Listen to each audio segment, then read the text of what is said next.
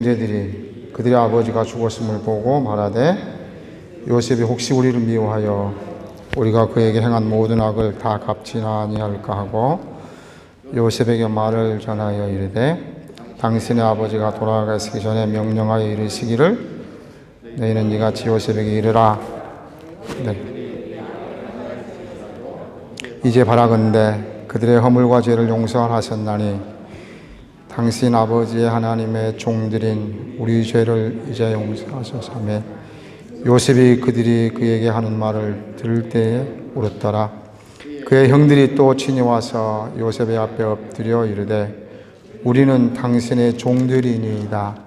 요셉이 그들에게 이르되 두려워하지 마소서. 내가 하나님을 대신하리이까. 당신들은 나를 해하려 하였으나 하나님은 그것을 선으로 바꾸사 오늘과 같이 많은 백성의 생명을 구원하게 하시려 하셨나니 당신들은 두려워하지 마소서. 내가 당신들과 당신들의 자녀를 기르리이다 하고 그들을 간곡한 말로 위로하였더라. 아멘.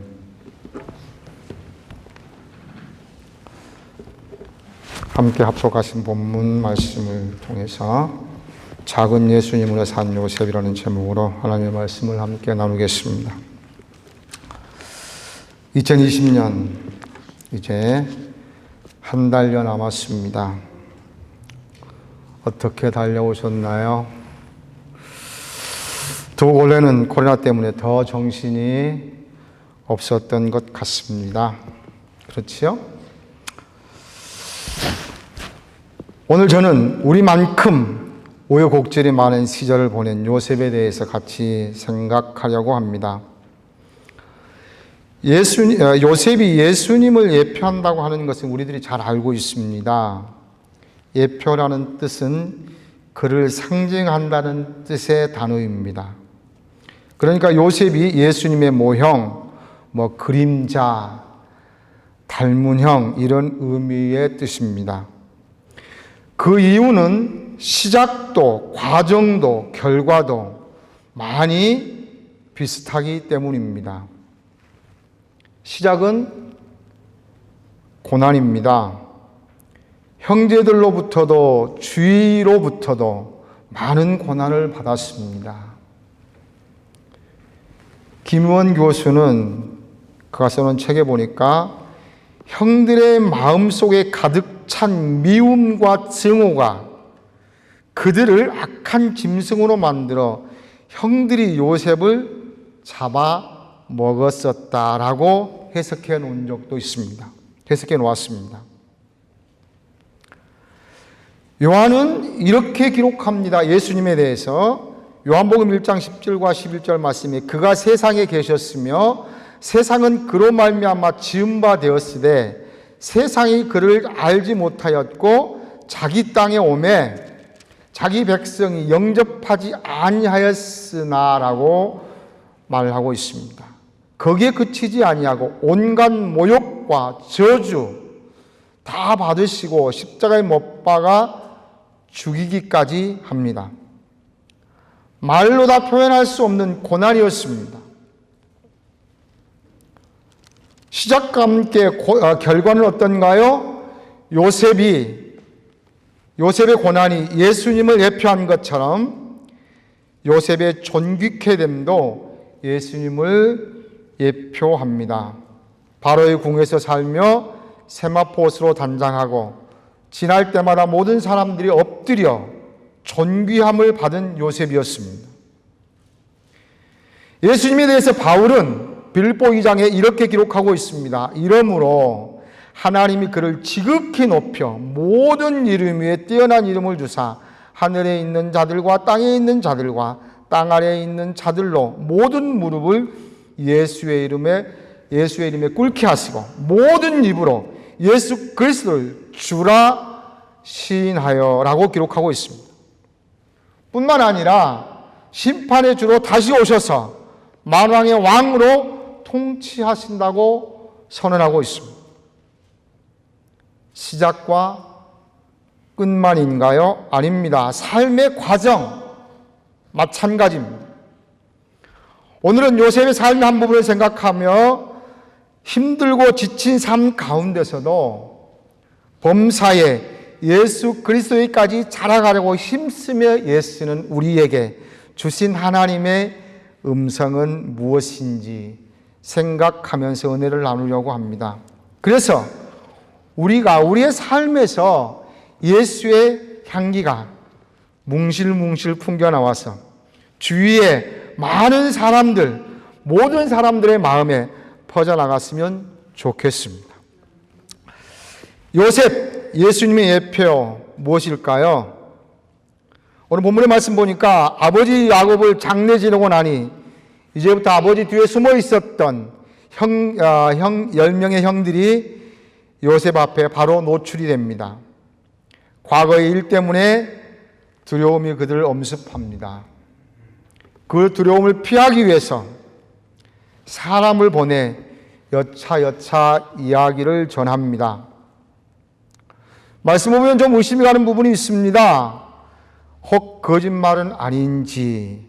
왜냐하면 본문에 혹시 요셉이 우리를 미워하라고 시작하거든요. 지금까지는 그렇지 않았다는 얘기죠. 근데 아버지가 이제 안 계시니까 혹시 그도 그럴 것은 아버지 야곱의 성격에 내가 유언으로 이런 말을 한다라고 요셉에게 직접 하시든지 아니면 다 불러놓고 축복할 때 했을 것 같아요.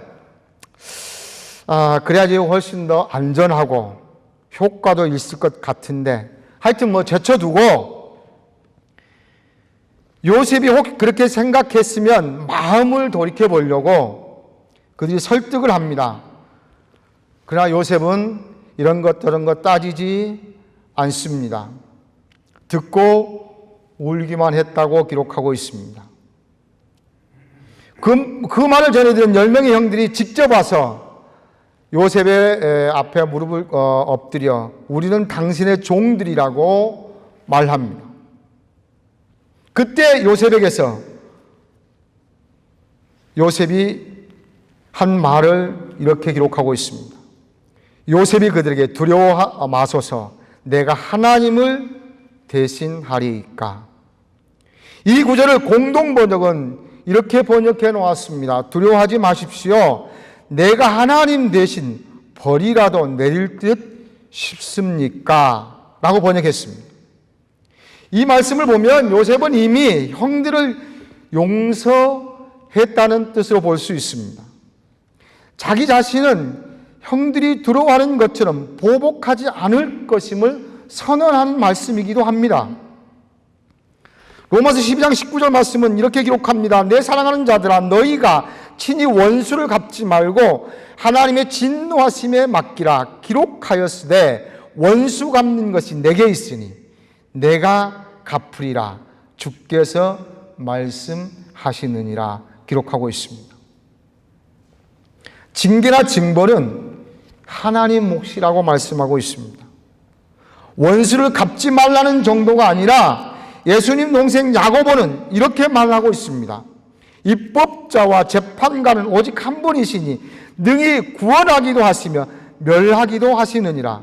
너는 누구이기에 이웃을 판단하느냐라고 4장 12절에 말씀합니다. 판단도 하지 말랍니다. 다시 로마서 12장 14절 말씀에는 너희를 박해하는 자를 축복하라. 축복하고 저주하지 말라고 말씀합니다. 20절에 내 원수가 줄이거든 먹이고 목마르거든 마시게 하라. 보복이 아니라 판단도 못하게 하시더니 이제는 축복하기만 하랍니다. 원수가 고통 가운데 있으면 그 고통을 나누랍니다. 이것이 기독교입니다. 기독교의 대표적인 단어가 몇 개 나오는데 그중 하나가 용서입니다. 몇 주 전 선교 공부 시간에도 용서에 대해서 배웠습니다마는 용서가 없는 기독교는 있을 수가 없습니다.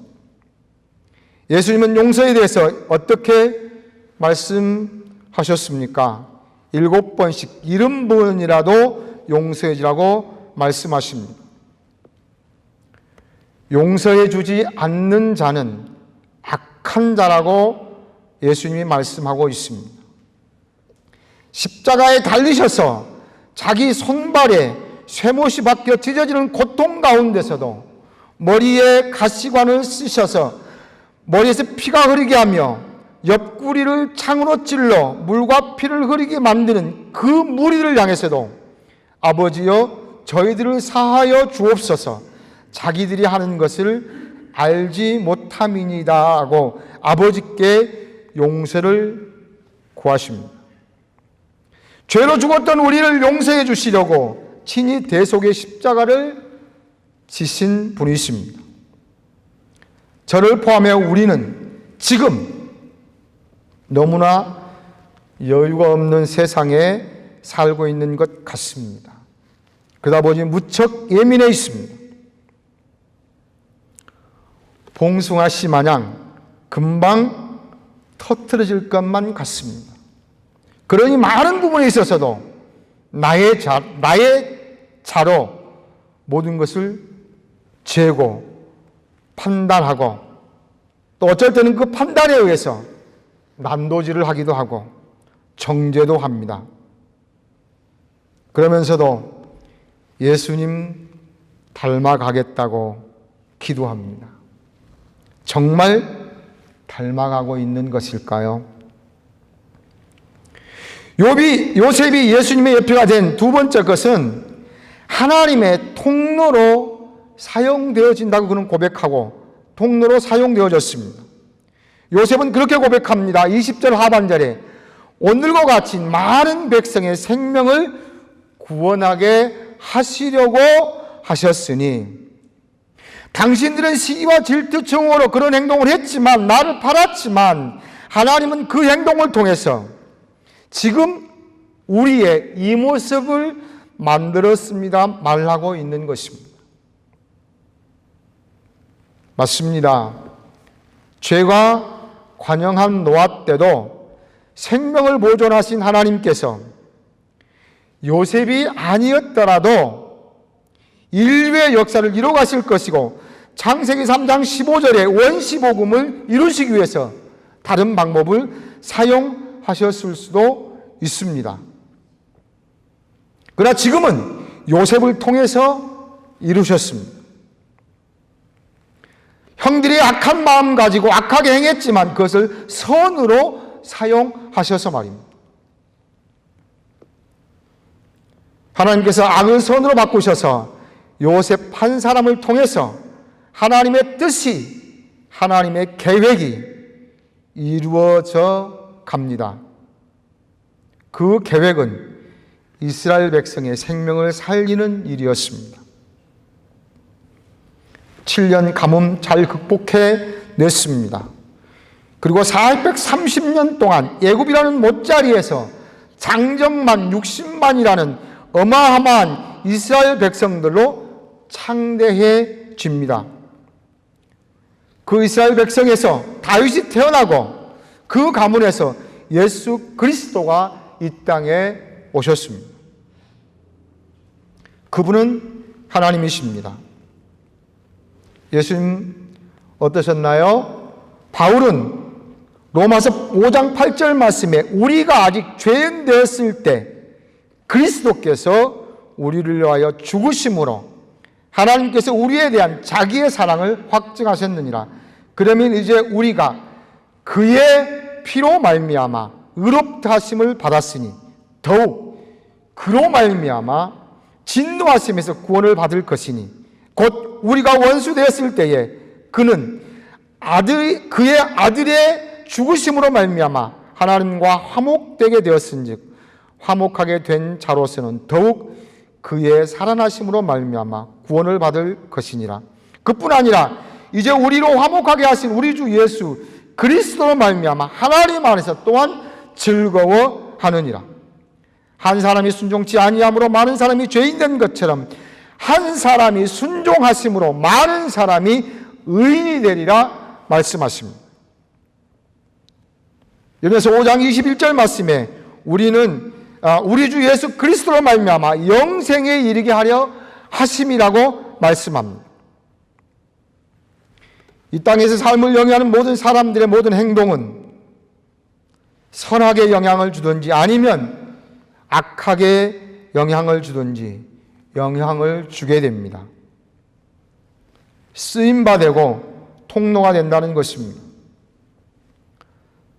성경에서 많은 사람들의 쓰임받음을 기록하고 있습니다.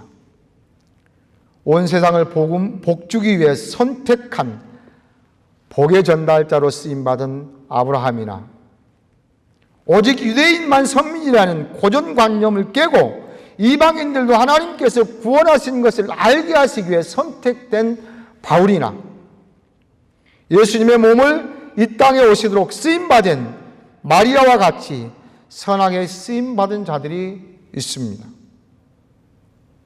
또 초대교회를 거룩하게 구별하시기 위해 본보기로 사용되었던 아나니아와 삽비라의 쓰임도 있습니다.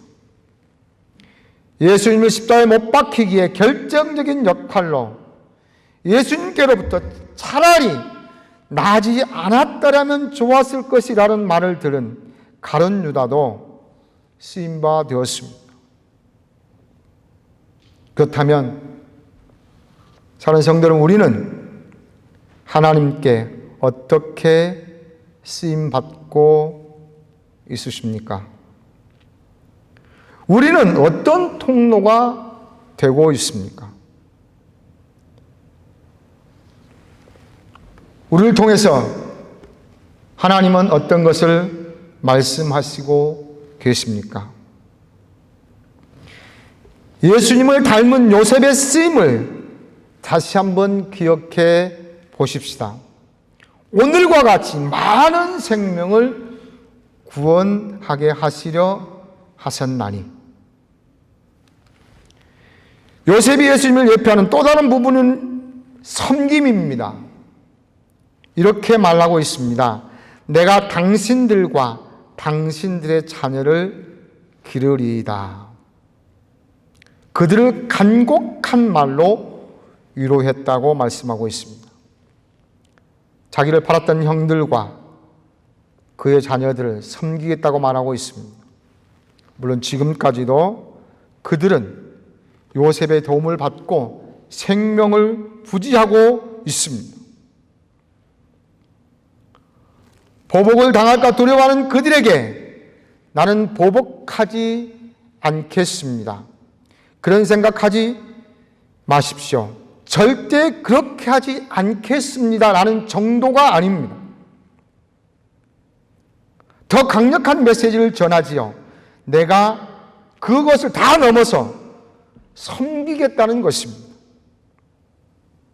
섬김은 보복이라는 단어와는 너무 차원이 다릅니다. 용서보다도 훨씬 더 나아가 당신을 섬기겠다고 말하고 있습니다. 예수님께서는 당시 종들만이 할 수 있는 수치스러운 일, 남의 발을 씻기는 일, 제자들의 발을 씻기심으로 섬김의 본을 보여주셨습니다. 마태복음 20장 28절에 이렇게 말씀합니다.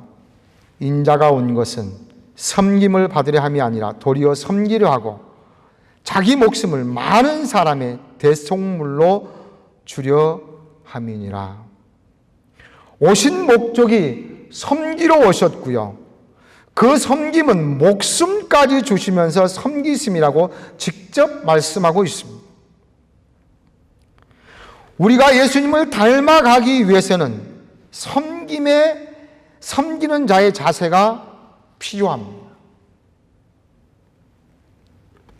섬기려 하면 일단 평가는 뒤로 미뤄야 되는 것 같습니다. 요즘 목사님 설교하실 때 길가에서 구걸하는 사람들 말씀하셨는데 사실 저도 똑같은 평가를 했었습니다.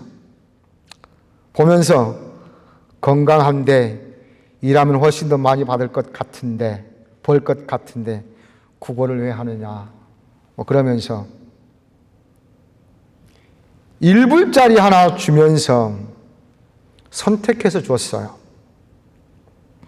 뭐 연약한 여자들이나 또 뭐 내가 봐서 줄 만큼 하다 한 사람들 골라서, 뭐 그렇다고 뭐 많이 준 것도 아닌데, 목사님 설교 들으면서 안 주려고 하면 말지 고작 1불짜리 주면서 사람들을 평가했던 저가 부끄러웠습니다.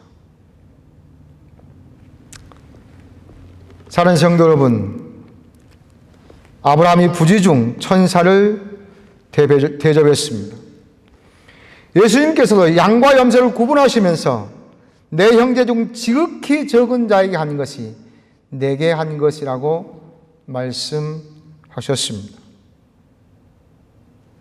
물질적인 것을 제공해야만 섬기는 것은 절대로 아닙니다. 하실 수 있는 선에서 하시면 됩니다. 우리에게 맡겨진 그 부분에서 섬김은 다르게 나타날 수 있습니다. 설교하는 목사는 성도들 섬김에 있어서 말씀을 잘 준비해서 험한 세상에서 하나님의 말씀으로 승리할 수 있도록 하나님의 말씀을 잘 준비해서 선포하는 것이지요. 또 성도님들은 목사님을 섬기시는 데 있어서 목사가 설교를 하나님의 성경에 기록된 대로 할 수 있도록 해 주시는 겁니다. 뭐 여러분이 설교 원고를 써주라는 그런 말씀이 아닙니다. 그러려고 하면 설교 들으실 때 시험 받았다는 얘기 하시면 안 됩니다. 절대로 설교 들으시고 삐지셔도 안 됩니다. 목사님, 그래도 목사는 제대로 설교하셔야지요. 제대로 설교하려고 하지요. 우리처럼 식구 적으면 혹시 아무 소리 안 듣고 설교해도 혹시 누가 목사님한테 이런 것 아닌가? 그래서 목사님이 강대상에서 치는 것 아닌가? 이런 오해를 할 수 있거든요. 또 주일날 예배 안 참석하시면 걱정됩니다. 왜 안 나오셨을까? 그냥 지난 주일 설교가 혹시 그 성도님, 집사님 목에 걸린 건 아니었을까? 걱정이 되거든요. 그러니까 여러분께서 목사를 잘 섬기시려고 하시면 설교 마음대로 하실 수 설교 하나님의 말씀에 맞춰서 설교하실 수 있도록 설교 들으시고 은혜 받으시고 도전 받으시고 목사 걱정 안 시키는 것, 목사 최고로 잘 섬기는 것입니다. 몸 아픈 자들 위해서도 기도해 주시고요. 하나님을 모르는 자들 위해서도 기도해 주십시오. 그리고 나누실 수 있으시거든 여러분 풍성히 나누십시오.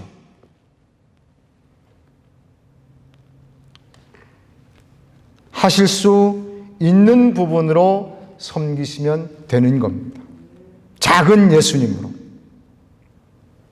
마지막 요셉이 예수님의 예표라는 것은 사랑입니다. 오늘 본문을 다 읽으시면서 느끼시는 감정의 단어는 무엇이었습니까? 저는 사랑을 느꼈습니다. 오늘 본문 그들을 간곡한 말로 위로하였더라라고 마칩니다. 간곡한이라는 단어는 히브리어 레부인데 마음, 속사람, 의지, 가슴이라는 뜻이 있는 단어입니다. 속마음까지 다해서 진정으로 안심시켰다는 것입니다. 감히 사랑이 없다면 이런 것이 가능하겠습니까? 아까도 기독교의 대표적인 단어가 용서라고 했는데 정말 기독교의 대표적인 단어는 사랑입니다. 사랑이 없다면 진정한 용서는 할 수 없습니다. 아니, 흉내는 낼 수 있겠지요. 사랑이 없다면 내 유익만 구하지, 누가 나누는, 누가 흘러가게 만드는 통로가 되겠다고 하겠습니까? 사랑이 없다면 누가 섬기겠습니까? 또한 그 섬김이 진정한 섬김이 되겠습니까? 그것은 섬김이 아니라 부담입니다. 짐입니다. 오늘 요셉은 그 사랑의 마음을 표현하는데 그들을 간곡한 말로 위로하였다라고 기록하고 있습니다. 성경은 예수님에 대해서 기록해 놓은 책입니다.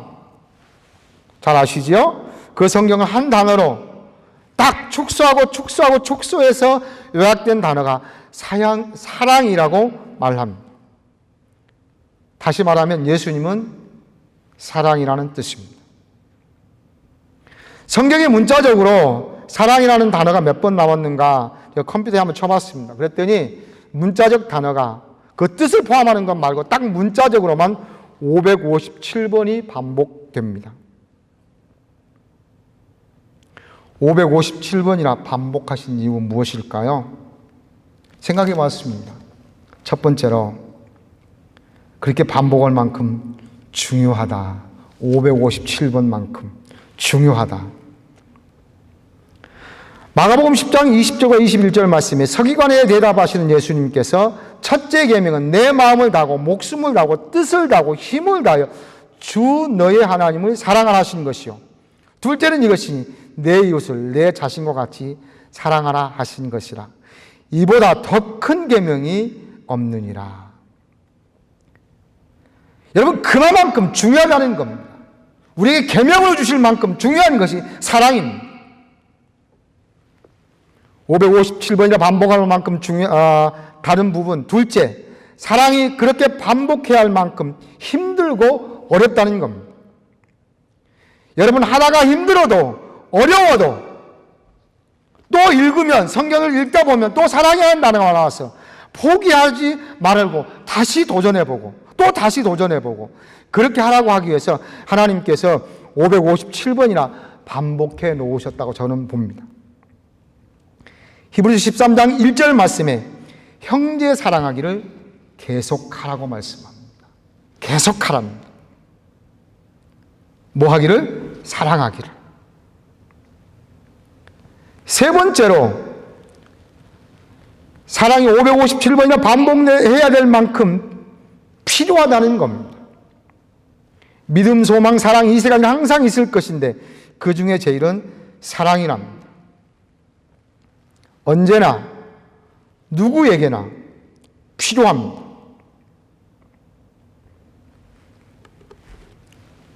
고린도전서 13장 1절과 3절 한번 같이 읽어보겠습니다. 우리가 하나님 말씀 같이 한번 읽어보겠습니다. 고린도전서 13장 1절에서 3절까지 말씀입니다. 우리 같이 한번 찾아서 읽어보겠습니다. 제가 준 성경으로는 279페이지입니다. 고린도전서 13장 1절에서 3절까지 말씀입니다. 같이 읽겠습니다. 내가 사람의 방언과 천사의 말을 할지라도 사랑이 없으면 소리나는 구리와 울리는 꽹과리가 되고, 내가 예언한 능력이 있어 모든 비밀과 모든 지식을 알고 또 산을 옮길 만한 모든 믿음이 있을지라도 사랑이 없으면 내가 아무것도 아니요 내가 내겐 있는 모든 것으로 구제하고 또 내 몸을 불사르게 내줄지라도 사랑이 없으면 내게 아무 유익이 없느니라. 여러분, 뭐라고 말씀하고 있습니까? 우리가 엄청난 능력이 있어서 그 모든 것을 행한다 할지라도 사랑이 없으면 그것은 아무 능력이 아니라는 겁니다. 아무 가치가 없다는 겁니다. 3절 말씀에 내 몸을 불사르게 내줄지라도 여러분, 내 목숨을, 내 몸을 준 것만큼 희생이 어디가 있습니까? 근데 그것이 아무 유익이 되지 않는다고 사랑이 없으면 여러분, 아무 쓰잘데기 없는 일이라는 겁니다. 그러니까 능력이 되게 하는 것이 사랑이고, 희생이 가치가 있게 만드는 것이 사랑이라고 말씀을 하고 있습니다. 사랑하는 성도 여러분, 우리 믿음의 드림 식구들을 통해서 모든 민족이 하나님의 용서를 경험하도록 만들어 가십시다. 우리 믿음의 드림 식구들이 이 땅에 하나님의 계획하신 일들의 통로가 되십시다. 우리 믿음의 드림 식구들의 섬김을 통해서 모든 피조물들이 예수님의 따뜻한 섬김의 손길을 체험하도록 해 보십시다. 우리 믿음의 드림 식구들로 하나님의 크고 위대하신 사랑이 온 누리에 비춰져서 하나님 나라가 더욱 확장되도록 만들어 가십시다. 이것이 작은 예수 살아가는 자들의 삶입니다.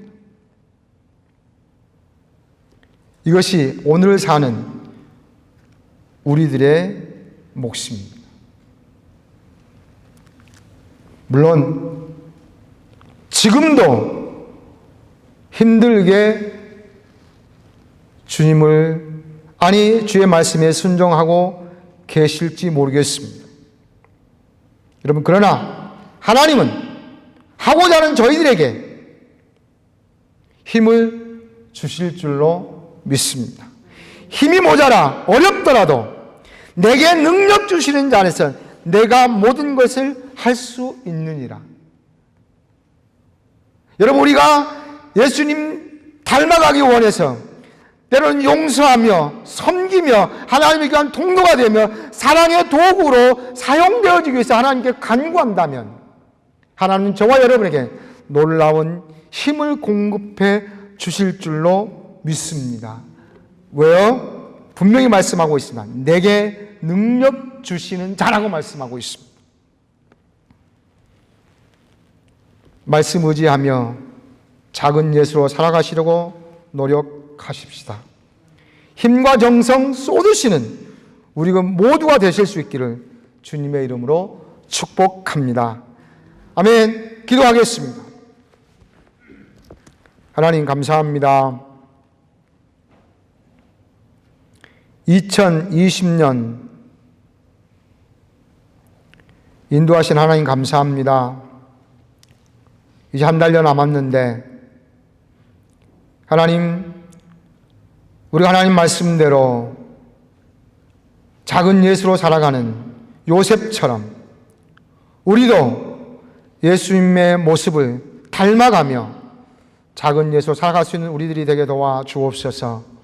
하나님, 때로는 힘들고 어려울지라도 내게 능력 주시는 자 안에서 내가 모든 것을 할 수 있느니라는 말씀 의지하며 주님께 구할 때에 주님 힘 주셔서 능히 2020년 잘 마무리하게 하시고 또한 2021년 우리 일평생의 마지막의 삶을 작은 예수 살아갈 수 있는 우리 모두가 되게 하옵소서. 함께하여 주실 줄 믿습니다. 거룩하신 예수님의 이름으로 기도하옵나이다. 아멘.